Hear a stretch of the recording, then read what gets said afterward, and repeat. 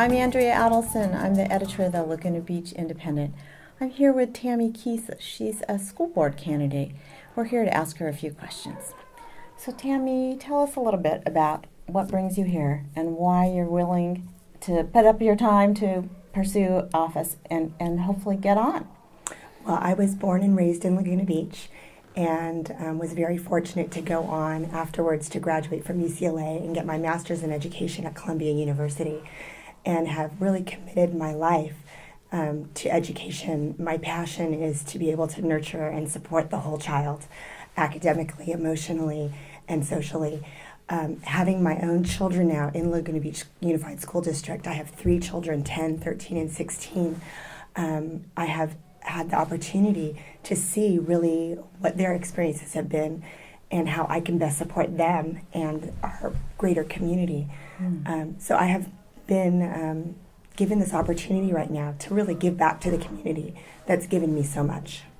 And what is that opportunity that you're describing? I am having the opportunity to be elected to be a member of the Laguna Beach School Board. The teachers in the district held a forum independently from the public. It was actually closed to the public. Yes. Where they asked the incumbents and the challengers questions.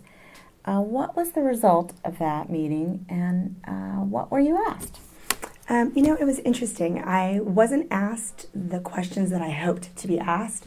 I really wanted to highlight my experience as an educator with the Common Core curriculum, because that is what we're going to be faced with in the future.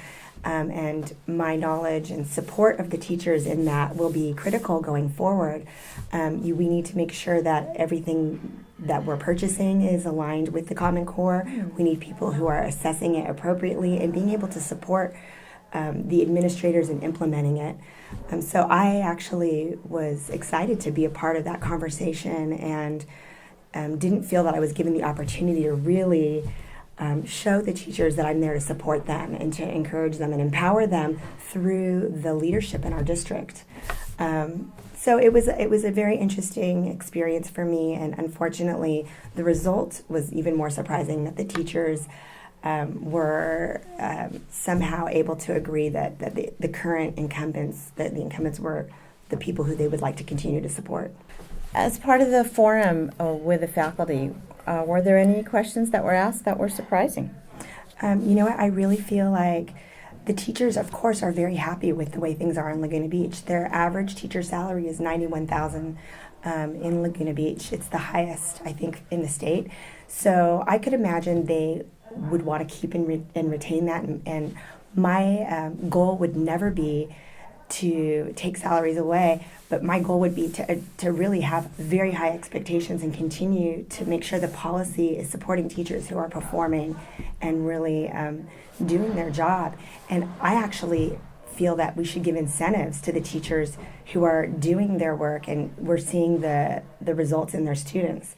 And that we are surveying parents and students and administration to really see what teachers are being most effective and support those teachers, and then look at the ones very carefully, how we're going to support them as well going forward in the future.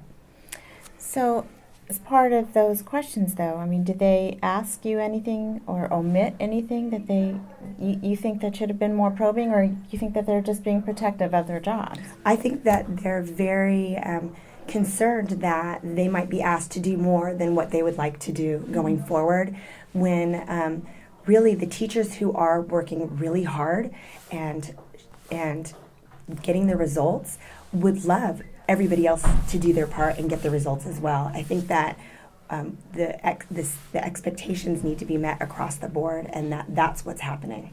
Subsequent to that forum, the test scores came out that showed that every single school in the district gained academically, and they're on the API scores.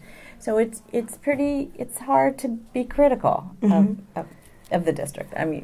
It's one measure. We have a long way to go, though, still, in comparison to the districts around us that have already been scoring that for the last 5-7 years.